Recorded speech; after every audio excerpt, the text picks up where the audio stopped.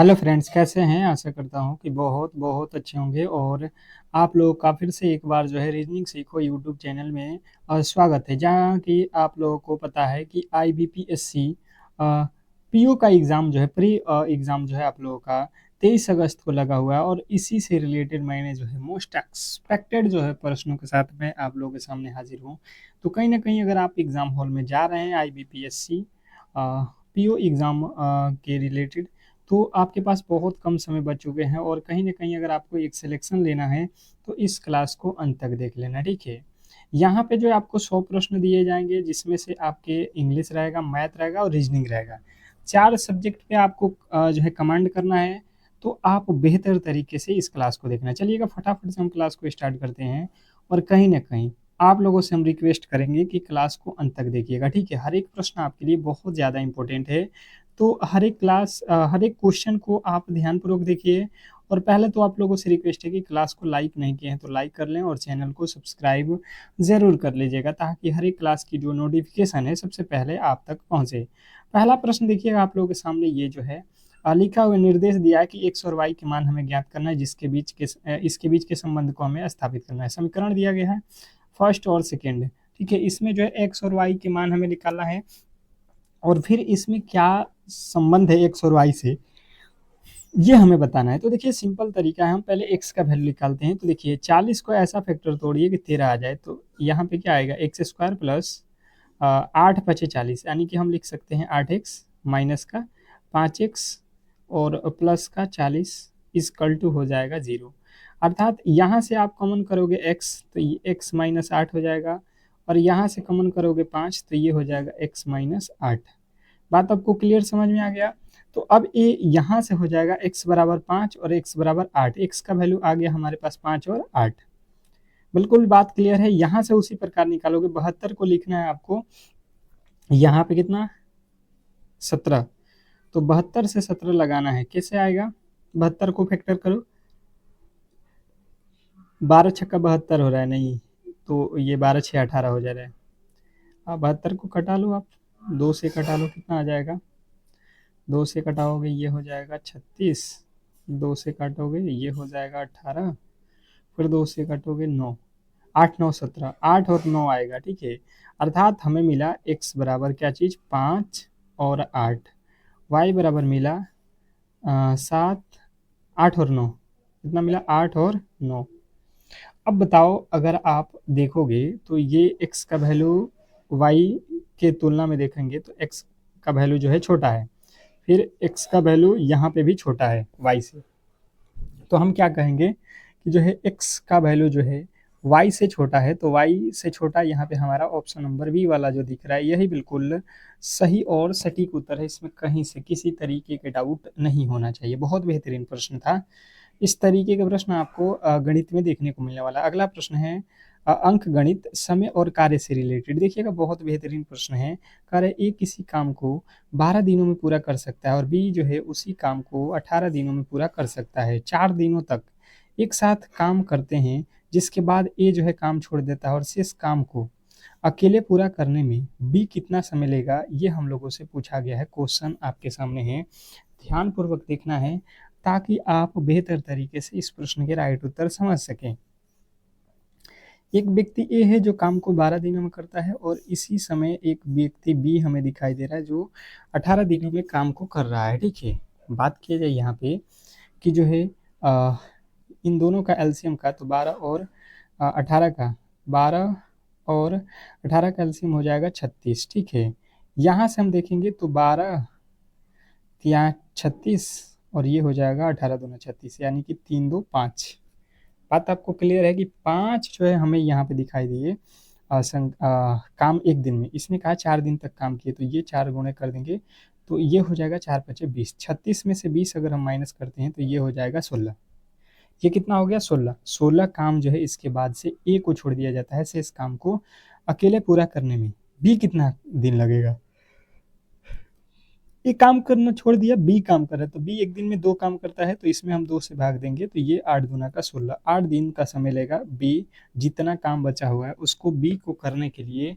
अब जो समय लगेगा वो 8 दिन लगेगा। मुझे लगता है कि आपको क्लियर समझ में आ गया होगा और ऐसे प्रश्न में गलती नहीं करोगे। नेक्स्ट प्रश्न आपके सामने है क्वेश्चन नंबर तीसरा नंबर प्रश्न कह रहा है कि मिसिंग नंबर यानी कि रीजनिंग का प्रश्न है। बहुत बहुत इंपॉर्टेंट चैप्टर आपके सामने है और इस टॉपिक को आपको ध्यानपूर्वक समझना होगा, देखना होगा कि यहाँ पे हुआ क्या है। ठीक है, सबसे पहले कह रहा है कि दिए गए श्रृंखला में प्रश्नवाचक चिन्ह के स्थान पे क्या आएगा, यानी कि इस वाट के स्थान पे क्या आने वाला है आपको ध्यानपूर्वक देखना है। बहुत बहुत बेहतरीन है।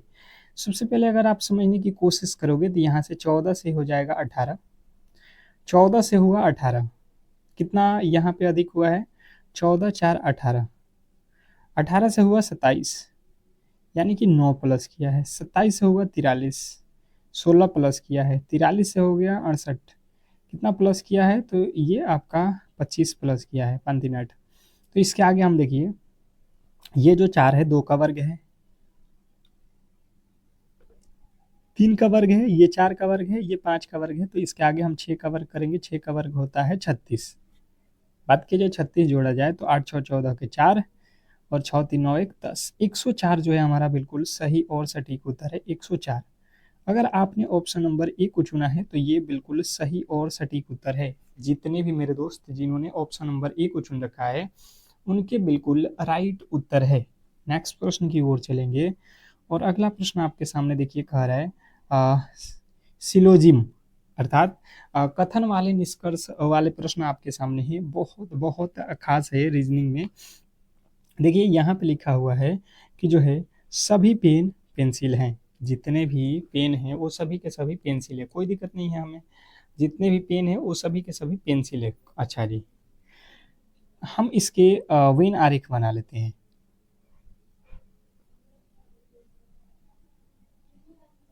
सभी पेन ये मान लेते हैं पेन है, सभी पेन पेंसिल हैं, तो ये सभी के सभी कहाँ हैं, पेंसिल के अंदर, पेंसिल हो गया।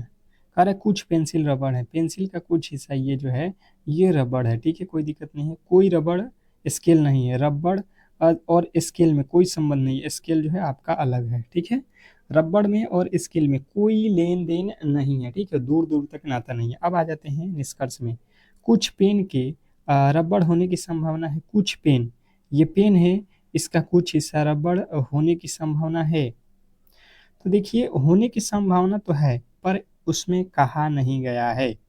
दूसरा देखिए कह रहा है कोई भी स्केल पेन नहीं है, कोई भी स्केल, ये स्केल जो है इसका कोई भी हिस्सा पेन नहीं है। तो ये बात बिल्कुल जो है सही बात है कि कोई भी जो पेन है वो स्केल से रिलेटेड नहीं है। और यहाँ पे कह रहा है कि कुछ पेन रबड़ होने की संभावना है, तो ये भी बात सही है। तो हम जाएंगे कि जो है अनुसरण ए और अनुसरण दो दोनों ही यहाँ पे फॉलो हो रहे हैं, तो ऑप्शन नंबर ई के साथ अगर आप गए हैं तो बिल्कुल सही और सटीक उत्तर है। इसमें कहीं से किसी तरीके के डाउट नहीं होना चाहिए। नेक्स्ट प्रश्न की ओर चलेंगे और अगला प्रश्न आपके सामने देखिए कह रहा है असमानता। असमानता से रिलेटेड प्रश्न आप लोगों के सामने है। ध्यानपूर्वक अगर आप समझने की कोशिश करोगे तो बहुत बहुत अच्छा हो जाएगा। जैसे मैंने यहाँ पे समझने की कोशिश किया तो देखिए यहाँ पे है कथन और निष्कर्ष वाले प्रश्न। तो सबसे पहले आप इसको यहाँ पे समझने की कोशिश करो। दिया क्या है, इसने कहा कि P जो है Q से बड़ा है, यहाँ पे लिखो Q से बड़ा है P और बराबर भी। इसने कहा है कि Q जो है R से बड़ा है, Q कौन है, R से बड़ा, R से बड़ा Q हो गया। और R और S बराबर है तो बराबर लिख देते हैं। फिर S जो है S से बड़ा T है, S से बड़ा यहाँ पे T हो गया, T से बड़ा U है। ठीक है, कोई दिक्कत नहीं है। जिधर मुंह खुला है वही बड़ा होता है। ठीक है, बराबर और बड़ा है। अब यहाँ पे आ जाओ निष्कर्ष पे, कह रहा है P बड़ा है S से। P कहाँ पे है भाई साहब, हम लोगों ने यहाँ पे क्या कर रखा है, 2 बार P यहाँ पे था ना, पहले P बड़ा था Q से, ये P है ना। इसने कहा है कि P बड़ा है यस से, यस यहाँ पे इससे बड़ा है, P बिल्कुल ऊपर है, तो ये पहला निष्कर्ष सही। R छोटा है U से, R छोटा है U से, बिल्कुल छोटा है भाई साहब, दोनों के दोनों निष्कर्ष सही है। अगर आप बेहतर तरीके से समझे होंगे तो मुझे लगता है कि आपको क्लियर समझ में आ गया होगा ऐसे प्रश्नों को किस तरीके से किस तरीके से किया जाता है। ठीक है, नेक्स्ट प्रश्न आपके सामने है, दिया गया है कार्य और समय से रिलेटेड, टाइम एंड वर्क से रिलेटेड प्रश्न है आपके सामने। ध्यानपूर्वक समझना है यहाँ पे कि ये प्रश्न में कहा क्या है। कह रहा है कि ए किसी कार्य को 20 दिनों में कर सकता है और बी, और जो है यहाँ पे बी उसी कार्य को 30 दिनों में कर सकता है। यदि दोनों मिलकर 5 दिन तक कार्य करते हैं तो शेष बचा हुआ कार्य कितने भाग में होगा, ये जो है हमें बताना है। बिल्कुल आसान है, बिल्कुल आसान है। आप समझ लो यहाँ पे इसने कहा है कि ए कोई है जो कार्य को 20 दिनों में करता है, और भाई साहब एक दूसरा कोई है बी जो कि 30 दिनों में कार्य कर रहा है। तो 20 और 30 का एलसीएम ले लेंगे, ये हो जाएगा हमारा 60। 20 तिया 60, 30 30 दूना 60, 3 और 2 जोड़ेंगे 5 हो जाएगा, 5 हो गया। यदि दोनों मिलकर 5 दिन तक काम करते हैं तो एक दिन में 5 काम करते हैं, 5 दिन काम करेंगे तो 5 बचे हो जाएगा 25। 25 काम करेंगे तो बचा हुआ कितना है, 35 काम बचा हुआ है। तो कह रहा है तो शेष बचा हुआ कार्य कुल कार्य का कितना भाग है। तो कुल कार्य का कितना भाग है, 35, तो 35/60 कर लो। 5 के पहाड़े में 7 मर में, 5 के पहाड़े में 12 मरत में, 7/12। मुझे लगता है कि आपका भी राइट उत्तर ऑप्शन नंबर ए ही आया होगा। ऑप्शन नंबर ए बहुत बहुत आसान था। अगर आप ध्यानपूर्वक समझे होंगे तो ऐसे प्रश्नों में गलती नहीं करोगे। बहुत बहुत इंपॉर्टेंट प्रश्न था। नेक्स्ट प्रश्न की ओर चलेंगे और अगला प्रश्न आपके सामने है क्वेश्चन नंबर 7। बहुत अच्छा प्रश्न है, आपको ध्यानपूर्वक समझना है। और अगर आपको लगता है कि आपके लिए हमने मेहनत कर रखा है तो बिल्कुल क्लास को लाइक करना और चैनल को सब्सक्राइब ज़रूर कर लेना, जितने भी मेरे दोस्त इस क्लास को देख रहे हैं। बात किया जाए, कह रहा है कि यदि चीनी के मूल्य में 20% की वृद्धि हो जाती तो एक गृहिणी को अपनी खपत में कितने प्रतिशत की कमी करनी चाहिए ताकि उसका खर्च न बढ़े। बताइएगा। बहुत बहुत अच्छा प्रश्न है, आपको ध्यानपूर्वक यहाँ पे समझना है। जितने भी मेरे दोस्त देख रहे हैं बताने की कोशिश करेंगे। इसने कहा है कि यदि चीनी के मूल्य में 20% की वृद्धि हो जाती है तो गृहिणी को अपने खपत में कितने प्रतिशत की कमी करनी चाहिए। आसान प्रश्न है, आप आसानी तरीके से समझने की कोशिश करोगे। मेरे पास मान लेते हैं कि 100% चीनी है, मतलब मैं पहले 100% चीनी खरीदता था और खाता था, और उसका दाम भी मान लो 100 रुपया था। अब ये दाम बढ़ गया 20%, यानी कि 100 रुपया हो गया। जैसे मैं 100 रुपया का चीनी पहले खाता था, ठीक है। अभी क्या हुआ कि उस पे 20% की भाव बढ़ गया, मतलब अब जो है चीनी जो हम 100 रुपया के खाते थे वो 20% उसमें हम एक्स्ट्रा पैसा लगाएंगे तब जाके खाएंगे, अर्थात 120 रुपया का चीनी खाते हैं। तो एक गृहिणी को अपने खपत में कितने प्रतिशत की कमी करना पड़ेगा, अर्थात इसने कहा कि जो 20 हुआ है 120, हमें जो है 100 पे ही जाना है, तो कितने प्रतिशत का जो है कमी करना पड़ेगा। तो देख लो 120 से 100 पे होने में हमें 20% का कमी करना पड़ेगा। कितने पर, तो 120 पे, 120 से हमें कम होना है, गुणे 100 कर लेना है। यहाँ से जो है 10 से 10 हो जाएगा, और यहाँ पे क्या हो जाएगा, 4×5 = 20, 4×3 = 12, अर्थात 5×10⁻³ 50/3 का मतलब क्या होता है, 16×3 = 48, 2×50। हमारा जो राइट उत्तर है ऑप्शन नंबर बी जो है बिल्कुल सही उत्तर है। नेक्स्ट प्रश्न आपके सामने है क्वेश्चन नंबर 8। 8वां नंबर प्रश्न देखिएगा, कह रहा है यहाँ पे कि जो है लाभ हानि और बटा से रिलेटेड प्रश्न है आप लोगों के सामने। बहुत बेहतरीन प्रश्न है, आप ध्यानपूर्वक समझने की कोशिश करोगे तो आपको समझ में आएगा। इसने कहा है कि एक दुकानदार किसी वस्तु के अंकित मूल्य पर 20% की जो है छूट देने के बाद भी 12% का लाभ कमाता है। क्रय मूल्य और अंकित मूल्य का अनुपात क्या होगा। देखिए, कोई कह रहा है कि एक दुकानदार किसी वस्तु के अंकित मूल्य पर 20% की छूट देता है, 20% की छूट देता है, ठीक है, कोई दिक्कत नहीं है। उसके बाद भी 12% का लाभ कमाता है, तो उसका अंकित क्रय मूल्य और अंकित मूल्य बताइए। तो देखिए, क्रय मूल्य हमेशा होता है 100, और इसके बाद अगर लाभ होता है तो आप इसमें जोड़ दोगे, कितना परसेंट का लाभ है, 12%, तो यानी कि बेचता होगा 112 में। फिर भी उसने क्या किया है, 20% का छूट दिया है। 20% की छूट देने के लिए आप क्या करोगे कि 100 वाला चीज़ जो होगा आप 80 में बेचे होंगे, ठीक है। तो ये 10 से 10 कट जाएगा, और 8 के पहाड़े में 8 का 8 और 8×4 = 32, अर्थात ये हो जाएगा आपका 140। अर्थात 100 वाला चीज़ जो है हमें कितने में मिलेगा, 140 में। हम यहाँ से काटेंगे 10 से 10, ये हो जाएगा 5, और ये हो जाएगा आपका 7। तो बिल्कुल आपका राइट उत्तर आएगा ऑप्शन नंबर ए। आपको ए लगाना है, ऑप्शन नंबर ए जो है बिल्कुल राइट उत्तर है, ठीक है। बी वाला बिल्कुल गलत है भाई साहब, बी वाला जो आप देख रहे हो आंसर दिया है ये बिल्कुल गलत है। आपको ध्यानपूर्वक देखना है, ऑप्शन नंबर ए वाला सही है। नेक्स्ट प्रश्न आपके सामने है क्वेश्चन नंबर 9। 9वां नंबर प्रश्न पे आ चुके हैं। आपको ध्यानपूर्वक समझना है और बताने की कोशिश करना है कि इस प्रश्न का जो राइट उत्तर है वो क्या होने वाला है। साधारण ब्याज और चक्रवृद्धि ब्याज से रिलेटेड प्रश्न है कि 8,000 की राशि पर 5% वार्षिक ब्याज की दर से 2 वर्षों का साधारण ब्याज और चक्रवृद्धि ब्याज का अंतर ज्ञात करना है। क्वेश्चन नंबर 9, 9वें नंबर प्रश्न के जो राइट उत्तर है बताने की कोशिश करेंगे सभी लोग। क्वेश्चन नंबर 9 पे आ चुके हैं। बात किया जाए यहाँ पे तो आप समझने की कोशिश करेंगे। अंतर बराबर मैंने फॉर्मूला बता रखा है, डी बराबर पी गुणे आर बटे 100। आर बटे 100 होता है ना, आर बटे 100 गुणे आर बटे 100, ये तो होता है ना, बिल्कुल होता है। तो ये पी का वैल्यू कितना है 8,000, 8,000 गुणे आर का वैल्यू 5/100 गुणे 5/100। 2 वर्ष है इसीलिए मैंने 2 बार लिखा r/100।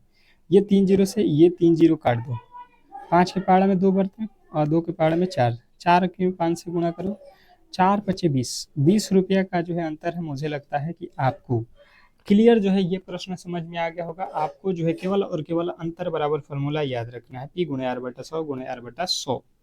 अगर 3 वर्ष का देता तो 300 प्लस r/100 आपको यहाँ पे अंत में कर देना है, 300 और प्लस में r/100, ये 3 वर्ष का हो जाएगा फॉर्मूला।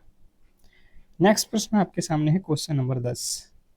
अनुपात और समानुपात से रिलेटेड प्रश्न है कि दो संख्याओं का अनुपात यहाँ पे दिया गया, यदि प्रत्येक संख्या में 6 जोड़ दिया जाए तो अनुपात 4:5 हो जाता है, तो वे संख्याएं ज्ञात करें। क्वेश्चन नंबर 10, 10वें नंबर प्रश्न के जो राइट उत्तर है बताने की कोशिश करेंगे सभी लोग कि क्या होने वाला है। क्वेश्चन नंबर 10 पे आ चुके हैं। बहुत ज़्यादा इंपॉर्टेंट प्रश्न है और कहीं ना कहीं आपको ध्यानपूर्वक समझना होगा इस प्रश्न के राइट उत्तर किस तरीके से आने वाला है। दो संख्याओं का अनुपात हमारे पास है। हमने मान लिया कि एक संख्या है 3x, एक संख्या है 4x। इसने कहा प्रत्येक संख्या में 6 जोड़ दो, तो प्रत्येक में हमने क्या किया 6 जोड़ दिया, कोई दिक्कत नहीं है। तो ये हो गया 4/5। कोई दिक्कत है नहीं, दिक्कत है। अब तिरछा तिरछी गुणा कर लो, ये तिरछा तिरछी गुणा हो जाएगा, 3×5 = 15x प्लस 5×6 = 30 बराबर ये तिरछा तिरछी गुणा हो जाएगा, 4×4 = 16x, 4×6 = 24। अब इसी को सॉल्व कर लो, इसको इधर लाओगे तो 30 में से 24 जाएगा 6 और ये इधर जाएगा तो 16 में से 15 जाएगा x, x का वैल्यू आ गया 6। इसने कहा तो वे संख्याएं ज्ञात कीजिए। तो वे संख्याएं क्या थी, पहले 3 और 4। तो 3 में 6 से गुणा करोगे, 3×6 = 18 और 6×4 = 24। ऑप्शन नंबर बी जो है हमारा बिल्कुल सही और सटीक उत्तर है। इसमें कहीं से किसी तरीके के डाउट नहीं होना चाहिए। बहुत बेहतरीन, बहुत लाजवाब। देखिए अगला प्रश्न आपके सामने औसत चैप्टर से रिलेटेड प्रश्न है, एवरेज, जो आपके लिए बहुत बहुत इंपॉर्टेंट है, ठीक है। इसमें कहा गया है कि जो है 10 पारियों में एक क्रिकेटर का औसत रन 32 था। अगली पारी में उसे कितने रन बनाने चाहिए ताकि उसका औसत 4 बढ़ जाए। बहुत बहुत इंपॉर्टेंट। आप स्टार लगा लो प्रश्न पे। आप देखना एग्जाम हॉल में आपको सेम टू सेम प्रश्न मिलने वाले हैं। जब आप एग्जाम हॉल में बैठोगे तो डिट्टो प्रश्न फंसेंगे और इस क्लास के फायदे उसी समय आपको समझ में आएंगे। बिल्कुल हमें जो है दिया गया है 10 पारी और औसत कितना है 32, मतलब हर एक पारी में 32 रन अगर बनाता है बैट्समैन तो 10 पारी में उसने बना दिया 320 रन।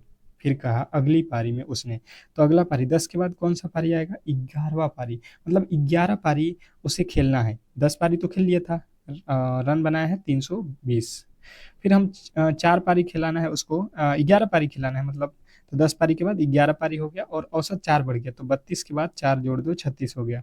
फिर 6×6 = 36, सॉरी 11×6 = 66, फिर 11×3 = 33 और 6 39, यानी कि 11 पारी खेल लेगा तो रन बना देगा 396। उसने कहा है कि भाई साहब 11वां पारी में कितना रन बनाया है, तो माइनस कर लो, ये हो गया 6 और ये हो जाएगा आपका कितना 7।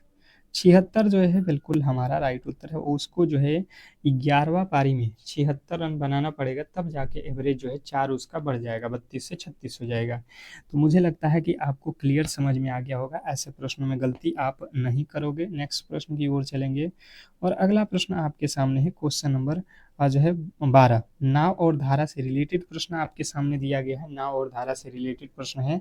इसने कहा है कि एक नाव की शांत जल में चाल 10 किलोमीटर प्रति घंटा है और धारा की चाल 2 किलोमीटर प्रति घंटा है।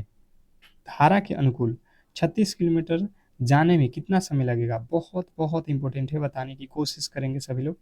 जितने भी मेरे दोस्त देख रहे हैं इस प्रश्न के राइट उत्तर बताएंगे। सभी लोग बताएंगे इस प्रश्न के जो राइट उत्तर है वो क्या होने वाला है। प्रश्न तो बहुत बहुत इंपॉर्टेंट है, आपको केवल ध्यान पूर्वक समझना है इस प्रश्न के राइट उत्तर को। जैसे मैंने समझने की कोशिश किया तो मैंने देखा कि यहाँ पे देखिए शांत जल में चाल 10 है और धारा की चाल जो है 2 किलोमीटर है। तो जब अनुकूल जाओगे तो अनुकूल में होता है boat plus water, water plus boat, मतलब 10 तो आप चल रहे हो नाव से और 2 किलोमीटर आपको पानी धक्का देगा, अर्थात 12 किलोमीटर हो जाएगा अनुकूल में जाओगे तो। अब प्रतिकूल अगर धारा के विपरीत जाना होगा तो आपको 2 किलोमीटर माइनस करना होता है, यानी कि 8 किलोमीटर हो जाता है 10 में से 2 घटा के। 36 किलोमीटर जो जाना है अनुकूल, तो 36 बट्टा इस स्पीड कितना है 12 का, तो 12 3 36, समय जो है लगेगा 3 घंटा। ऑप्शन नंबर ए जो है हमारा बिल्कुल सही और सटीक उत्तर है। इसमें कहीं से किसी तरीके के डाउट नहीं होना चाहिए। बहुत बेहतरीन, बहुत लाजवाब प्रश्न था। मुझे लगता है कि आपको क्लियर समझ में आ गया होगा। नेक्स्ट प्रश्न आपके सामने है क्वेश्चन नंबर 13। 13वें नंबर प्रश्न के राइट उत्तर बताएंगे सभी लोग। क्वेश्चन नंबर 13 पे आ चुके हैं जितने भी मेरे दोस्त हैं जो इस क्लास को देख रहे हैं। देखिएगा, इसने कहा है कि एक आयताकार मैदान की लंबाई 20 मीटर और चौड़ाई 15 मीटर है। इसके चारों ओर बाड़ लगाने का खर्च यहाँ पे 10 रुपया प्रति मीटर की दर से क्या होगा? क्वेश्चन नंबर 13, 13वें नंबर प्रश्न के जो राइट उत्तर है बताने की कोशिश करेंगे सभी लोग। क्वेश्चन नंबर 13 पे आ चुके हैं, सभी लोग यहाँ पे बताने की कोशिश करेंगे क्या होने वाला है। चलिएगा, अगर हम समझने की कोशिश करते हैं यहाँ पे तो देखिए, आयताकार है तो आयत का क्षेत्रफल निकाल लो। आयत का क्षेत्रफल यहाँ पे निकालोगे तो आपको आइडिया लग जाएगा कि पूरा एरिया कितना है। तो लंबाई गुणे चौड़ाई होता है, यानी 20 गुणे 15, तो ये हो जाएगा 300। ठीक है। इसने कहा कि इसके चारों ओर बाड़ लगाने का खर्च 10 मीटर प्रति है। तो हमें देखिए यहाँ पे एक आयताकार मैदान की लंबाई और चौड़ाई दी गई है। ठीक है, और इसने कहा है कि इसके चारों ओर बाड़ लगाना है, इसके चारों तरफ बाड़ लगाना है। ठीक है, तो 10 प्रति मीटर के दर से। तो ये देखिए यहाँ पे जो है आपका क्या हो जाएगा, कितना दिया है 300 मीटर हमारा एरिया है, उसमें 10 से गुणा कर देंगे तो ये हो जाएगा 3000 रुपया हमें जो है इसके बाण लगाने का खर्चा आ जाएगा। ऑप्शन नंबर सी। नेक्स्ट प्रश्न आपके सामने है क्वेश्चन नंबर 14। कोडिंग डिकोडिंग से रिलेटेड प्रश्न कह रहा है कि यदि एक निश्चित कोड भाषा में स्टेशन को ये लिखा जाता है तो उसी कोड भाषा में हम लोग फ्लाइट को जो है क्या लिखेंगे? बहुत बहुत इंपॉर्टेंट है। कोडिंग डिकोडिंग चैप्टर आपके लिए बहुत ज़्यादा महत्वपूर्ण है। जितने भी मेरे दोस्त हैं बताने की कोशिश करेंगे सभी लोग कि इस प्रश्न का जो राइट उत्तर है वो क्या होने वाला है। देखिए, स्टेशन है तो एस का लिखा है यू, एस होता है ना इस पे, यू होता है इस पे, टी का होता है आर, टी का क्या होता है आर, मतलब टी होता है 20 पे, आर होता है 18 पे, मतलब -2। ये होता है 1 पे, सी होता है 3 पे, +2, टी होता है, टी का भी लिखा है, मतलब 2 + 2 प्लस किया है। हमें क्या करना है, 2 2 प्लस करना है। ठीक है, यहाँ पे 2 2 प्लस किया गया है तो हम भी 2 2 प्लस करेंगे। एफ होता है 6 और 2 8, एल होता है 12 2 14, 14 पे एन होता है ना, एन होता है भाई साहब, एन होता है। ठीक है, कोई दिक्कत नहीं है। एच एन, आई होता है 9 9 2 11, 11 पे कौन सा अक्षर आएगा के, यानी के यहाँ पे नहीं है, के यहाँ पे नहीं है। फिर जी 7 पे, तो 9 पे होता है आई, यहाँ पे के लिखा है, ये भी गलत। ऑप्शन नंबर बी जो है हमारा बिल्कुल सही और सटीक उत्तर है। इसमें कहीं से किसी तरीके के डाउट नहीं होना चाहिए। बेहतरीन था, बहुत बेहतरीन प्रश्न था। नेक्स्ट प्रश्न की ओर चलेंगे और अगला प्रश्न आपके सामने है क्वेश्चन नंबर 15। 15वां नंबर प्रश्न कह रहा है यहाँ पे दिशा और दूरी से रिलेटेड, दिशा और दूरी से रिलेटेड प्रश्न है। रोहन पूरब दिशा की ओर 10 किलोमीटर चलता है, फिर वह दाएं मुड़ता है और 5 किलोमीटर चलता है और पुनः दाएं मुड़ता है और 10 किलोमीटर चलता है। अब वह अपने शुरुआती बिंदु से किस दिशा में और कितनी दूरी पे है, ये हमें बताना है। बताइएगा। सबसे पहले अगर हमें दिशा पता है तो हम आसानी से कर लेंगे। हमें दिशा पता है, ऊपर उत्तर होता है, नीचे दक्षिण, ये पूरब और ये पश्चिम होता है। ठीक है, क्लियर है, बिल्कुल क्लियर है। अब आ जाओ यहाँ पे। इसने कहा कि रोहन पूरब दिशा की ओर 10 मीटर चलता है। पूरब दिशा कौन सा है? देखिए यहाँ पे खड़े हैं हम, इधर चलेंगे, पूरब दिशा हो गया 10 किलोमीटर। फिर वह दाएं मुड़ता है, दाहिना साइड मुड़ेगा, तो दाहिना साइड कौन सा हो गया? नीचे की तरफ, और 10 किलोमीटर चला। 5 मीटर चला है ना भाई साहब, ये तो 5 किलोमीटर चला बता रहा है। 5 मीटर चला दाहिने की तरफ, फिर जो है पुनः दायां मुड़ा, दाहिने मुड़ा, अर्थात ये वाला हिस्सा हो गया 10 किलोमीटर फिर से चला। अब वो अपनी शुरुआती बिंदु से किस दिशा में और कितनी दूरी पे है? आप यहाँ पे थे, यहाँ से इधर आए, फिर इधर आए, फिर इधर आए, यहाँ पे आ गए, तो आपकी दूरी ये निकाल लो कितना है। इधर 5 है तो ये भी 5 हो जाएगा, और कौन सा दिशा है? नीचे दक्षिण की तरफ। मुझे लगता है कि आपको क्लियर समझ में आ गया होगा ऑप्शन नंबर ए। अगर आपने ऑप्शन नंबर ए को चुना है तो बिल्कुल सही और सटीक उत्तर है, इसमें कहीं से किसी तरीके के डाउट नहीं होना चाहिए। नेक्स्ट प्रश्न की ओर चलेंगे और अगला प्रश्न आपके सामने है क्वेश्चन नंबर 16। कह रहा है रक्त संबंधित प्रश्न आप लोगों के सामने है कि एक तस्वीर की ओर इशारा करते हुए सुनीता ने कहा कि वह मेरे पिता के एक मात्र पुत्र की पत्नी है। उस तस्वीर वाली महिला का सुनीता से क्या संबंध है? बहुत बहुत इंपॉर्टेंट है, आप वीवीआई कर लीजिएगा।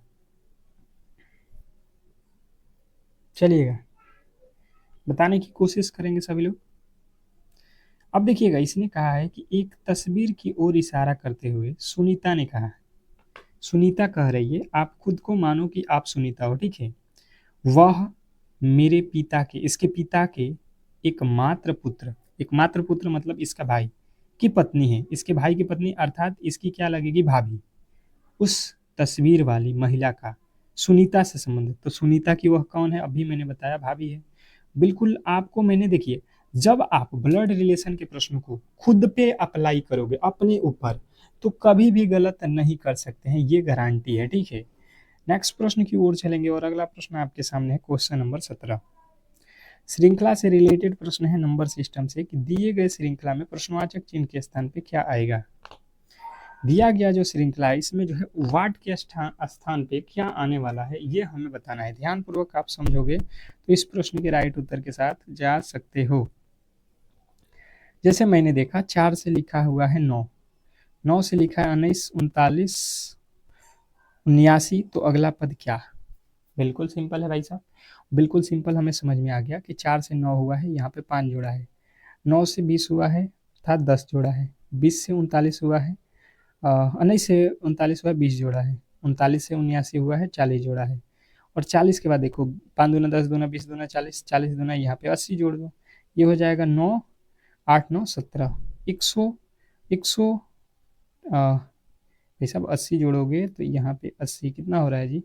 9 9 8 8 7 15 हो रहा है ना भाई साहब, गलती हम लोग कर रहे थे। Option number C, option number C हमारा बिल्कुल सही होता है, 159। नेक्स्ट प्रश्न आपके सामने है क्वेश्चन नंबर 18। इसने कहा है कि सिलोजिम, सिलोलिन, कथन और निष्कर्ष वाले प्रश्न हमारे सामने है। देखिएगा यहाँ पे कह रहा है कि जो है सभी कार बाइक है, हम सीधा इसके बिना रेख बनाएंगे। इसने कहा है कि सभी कार जो है भाई साहब, सभी कार जो है यहाँ पे जितनी भी कार हैं वो सभी के सभी बाइक हैं, बाइक हैं, यहाँ पे आपके बाइक हैं, ठीक है। बाइक को बी से लिखते हैं। फिर कह रहे हैं कोई भी बाइक बस नहीं है, बाइक का कोई भी हिस्सा यहाँ पे बस नहीं है, ठीक है। बस अलग है, बिल्कुल अलग है। अब आ जाओ यहाँ पे प्रश्न के निष्कर्ष पे। इसने कहा है कोई भी कार बस नहीं है, कार का कोई भी हिस्सा बस नहीं है, कार का कोई भी हिस्सा बस नहीं है। बिल्कुल बात सही है कि जब नहीं, कोई भी कार बस नहीं है, बस, बस दो दो जगह बी लिख दिया हो क्या? बाइक है ना, कोई भी कार बाइक नहीं है, बाइक को बी आई से मैं लिखता हूँ बाइक, ठीक है। बस को बी ए, बी से लिखता हूँ। इसने कहा है कि जो है कोई भी कार बस नहीं है, बिल्कुल बात सही है। देखिए ये कार है और ये बस है, बस वाला कोई भी हिस्सा कार में है नहीं है, ये बिल्कुल बात सही है। दूसरा, कुछ बाइक कार है, बाइक का ये बाइक है, इसका कुछ हिस्सा कार है, बिल्कुल है भाई साहब। बाइक में बाइक में कुछ हिस्सा तो कार है, ये है, अर्थात दोनों ही सही है, अर्थात दोनों ही सही है। निष्कर्ष एक और दो दोनों ही सही है, हमारा ऑप्शन नंबर डी। अगर आपने ऑप्शन नंबर डी को चुन रखा है तो ये बिल्कुल सही और सटीक उत्तर है। नेक्स्ट प्रश्न आपके सामने देखिएगा, इसने कहा है कि न्याय संगत निम्नलिखित शब्दों में से एक तर्क संगत और अर्थपूर्ण क्रम में व्यवस्थित करना। हमें यहाँ पे दिया गया है अर्थपूर्ण व्यवस्थित करना, मतलब हमारे पास है इलाज, बीमारी, डॉक्टर, स्वास्थ्य लाभ और अस्पताल। इसमें जो है इसके सही अर्थपूर्ण जो है हमें सजाना है। हम चाहते हैं कि इसका जो है राइट उत्तर आप लोग कमेंट बॉक्स में देंगे, जितने भी मेरे दोस्त हैं। ये आज का अंतिम क्वेश्चन है और इसके जो है ऑप्शन आप यहाँ पे देख सकते हो, ठीक है। तो जितने भी मेरे दोस्त हैं जो इस क्लास को देख रहे हैं, तो उनसे हमारा रिक्वेस्ट रहेगा कि क्लास को लाइक नहीं किए हैं तो लाइक कर लेंगे, और चैनल को सब्सक्राइब नहीं किए हैं तो सब्सक्राइब कर लें, ताकि हर एक क्लास की जो नोटिफिकेशन है सबसे पहले आप तक पहुँचे।